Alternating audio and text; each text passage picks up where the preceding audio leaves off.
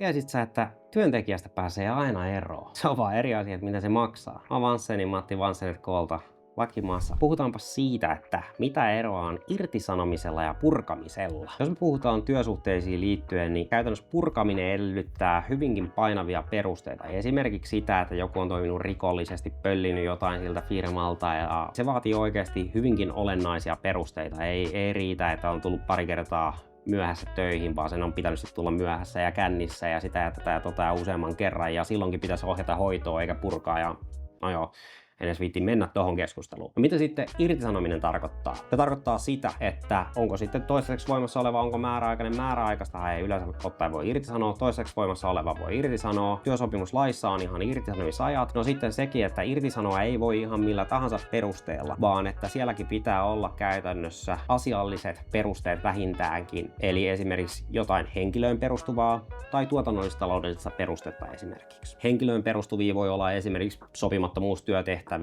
jatkuva mokailu vastaava, ja silloinkin jälleen kerran päästään siihen, että onko työnantaja toiminut oikein, onko työnantaja kouluttanut ja perehdyttänyt ja antanut tarvittavat työkalut, jne. Suomessa on ihan hirveät vastuut näihin liittyen aivan.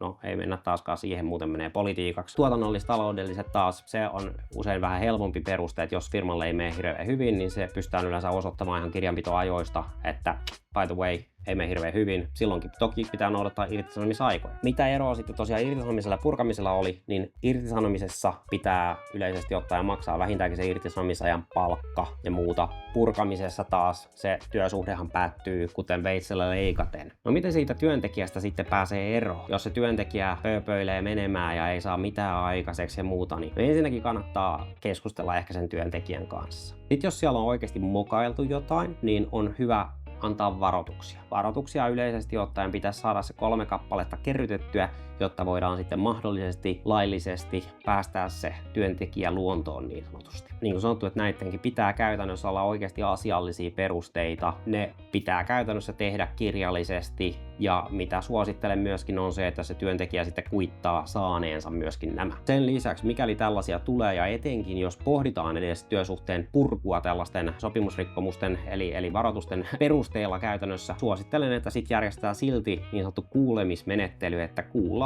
kuten vähän niin kuin rehtorin kansliassa sitä työntekijää, että miten sitä on niin kuin mennyt noin niin kuin omasta puolesta, ja sitten, että nämä käytännössä kirjataan jonkinnäköiseen pöytäkirjaan ylös. Pitää muistaa, että tällä työntekijällähän saa olla luottamusmies esimerkiksi paikalla siellä, tai esimerkiksi oma asiamies eli juristi. Vastaavasti työnantajalla saa myöskin olla oma juristi paikalla. No video aluksi mä sanoin sitä, että ainahan työntekijöistä pääsee eroon. Se on vaan eri asia, että mitä se maksaa. Samalla tavalla kuin mihin tahansa muuhun sopimusvelvoitteeseen. Jos oot valmis rikkomaan sopimusta, niin pistät vaan sen verran massia sivuun, ei se ole sen kummallisempaa. Mitä tää tarkoittaa niin kuin käytännön tasolla, ja tästä tulee tää ei niin suositus, mutta mahdollisuus on se, että jos esimerkiksi sulla on työntekijä, josta on oikeasti pakko päästä eroon, että siitä ei tule niin sanotusti paskaa eikä lasta, niin tällaisessa tilanteessa, jos sitten on kerrytetty varoituksia tai muuta ja silti niin kuin on pakko päästä eroon ja ei löydy niin kuin tarpeeksi perusteita, niin sitten se on irtisanoo laittomasti se. No mitäs laittomassa irtisanomisessa sitten?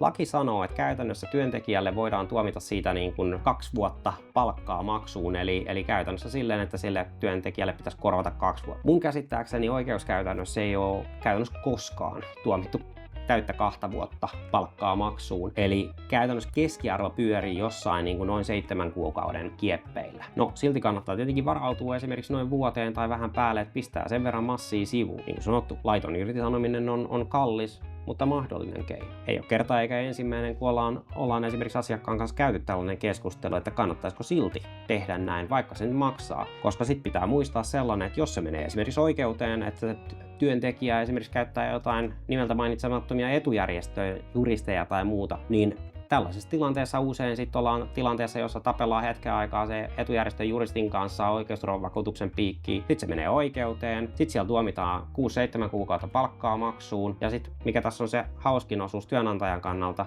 on se, että jos se menee oikeuden kautta ja se tulee vahingonkorvauksena maksettavaksi, niin sivukulut kumittuu siitä. Toki voi olla, että vastapuolen kulut tulee maksettavaksi, mutta sitä varten kannattaa olla sitten niin kuin sellainen oikeusturva ja vastuuvakuutus, joka kattaa myös vastapuolen kulut. Niin käytännössä tälleen voi tehdä. Mikä tässä hommassa voi mennä niin kuin tosi pahasti vihko? On esimerkiksi se, että jos ei näistä hommista löydy kirjallista jälkeä, ei ole järjestetty sitä kuulumismenettelyä, näitä hommia ei ole vedetty niin sanotusti lainkirjaimen mukaan, niin valitettavasti työntekijöillä on ihan hirveästi liikaa valtaa tässä maassa, mitä tulee juridiikkaan. Ja valitettavasti se on ihan selkeästi johtanut myöskin siihen, että me ollaan nyt työttömyyden ykkösiä Euroopassa, jopa Italia ja Espanja edellä, koska täällä oikeasti on aika kallista muutenkin palkata, ja sitten vielä eroon pääseminen on sitäkin vaikeampaa. Knoppitietona esimerkiksi se, että vaikka joku olisi sulla 0 tunti sopparilla, niin et sä sitäkään voi päästää luontoon noin vaan siinäkin pitää noudattaa irtisanomisaikoja. Että tämmöisiä. Laki maksaa hirveän vihainen työnantajajärjestöille.